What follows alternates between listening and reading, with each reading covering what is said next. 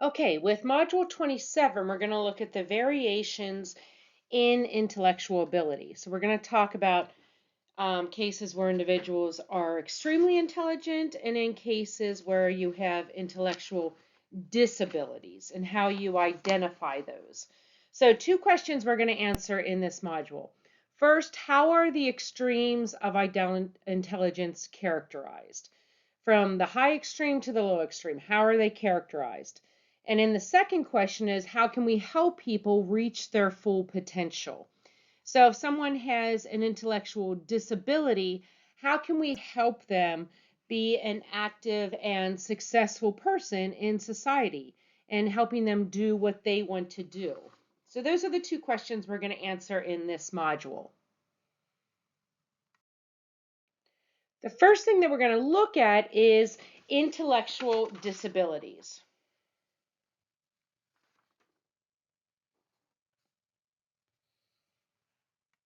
An intellectual disability is a disability that is characterized by significant limitations, both in the intellectual functioning and in their adaptive behavior.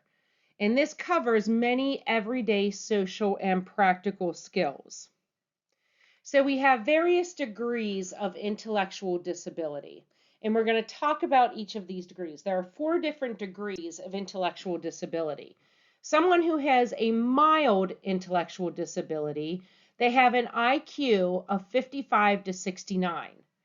And this constitutes about 90% of all people with intellectual disabilities. Now remember, IQ is determined by mental age divided by chronological age times 100.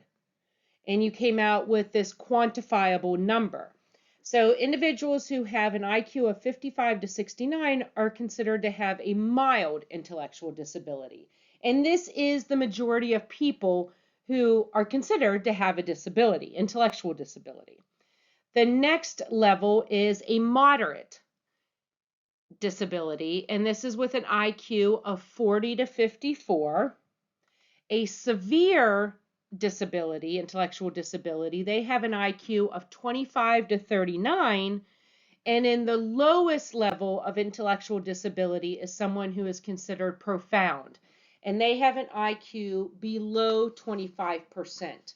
So if you remember when we were looking at that bell curve, a previous slides back in the previous module, and on the left-hand side were people, to the left of the bell curve in the middle where we found that there were 16%, right, or 66%. I think it was 16% in the middle.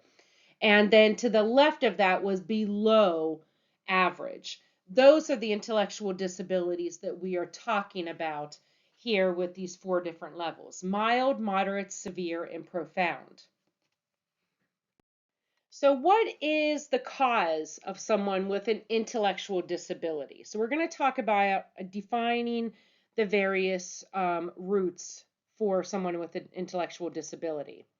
One of the major reasons is for someone who has fetal alcohol syndrome, and that means that their mother drank while she was pregnant. So this is the most common cause of intellectual disability in newborns. Also, you have Down syndrome. This is another major cause of an intellectual disability. And the person is born with 47 chromosomes instead of the usual 46. So they have an extra chromosome. That's another reason we have for an intellectual disability. In most cases, there's an extra copy of the 21st chromosome, which leads to problems in how the brain and body develop. So we said someone with Down syndrome has 47 chromosomes instead of 46. And what happens is they have an extra copy of the 21st chromosome. Now, we also have what's called familial intellectual disability. And this is an intellectual disability in which there is no apparent biological or genetic problem. There wasn't fetal alcohol syndrome, there wasn't Down syndrome, so there's no known cause for it. But there is a history of intellectual disability among family members. So that's what we know about familial intellectual disability. Now, what I want to talk about next is how you integrate individuals with an intellectual disability into everyday life. Government came up with an act which is called the Education for All Handicapped Children Act, and this was passed in the 1970s. This is Public Law 94-142. And this says that people with intellectual disabilities are entitled to a full education, regardless if they are mild, moderate, severe, or profound. They are all entitled to an education, regardless of what their intellectual disability is. They must be educated and trained in the least restrictive environment possible. So you can't send them to school and just put them in a room. That's not considered education.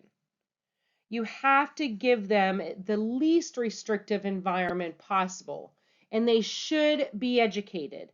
Now, whether or not they pick up on that, you don't know. For someone who is profound or severely mentally disabled, they may not pick up on anything you are educating them with, but you still have to go through with the education process. Part of this is through mainstreaming. This is integration into a regular classroom. So an individual with a mild, moderate, severe, or profound, they are integrated into a regular classroom with individuals that do not have an intellectual disability. We also have what's called full inclusion. This is total integration of all students, even those with the most severe intellectual disabilities, into regular classes. They need to be there with the other students who may not be intellectually disabled. Now, the other end of the spectrum, we were just talking about students with intellectual disabilities. The other end of that spectrum is those who are intellectually gifted. When we talk about someone who is intellectually gifted, we're talking about 2 to 4% of the population who has an IQ score that is greater than 130. So again, if we go back to that bell curve, these now would be the individuals on the right-hand side of that bell curve. So despite some negative stereotypes of individuals who are intellectually gifted, most are often outgoing, well-adjusted, healthy, and popular. And they're just able to do things better than the average person. There's a lot of stereotypes that people who are intellectually gifted are loners and quiet, always have their head in their books. And that's a stereotype. Not everyone is actually like that. There was a study done by Terman looking at intellectually gifted people in the 1920s, and that study resulted in an overall successful group. However, not every member of the study was successful, but the majority of the people in that study were successful. High intelligence is not a homogeneous quality or universal guarantee of success. Just because you are highly intelligent does not mean that you're going to be very successful. There are individuals who are extremely intelligent who are not successful.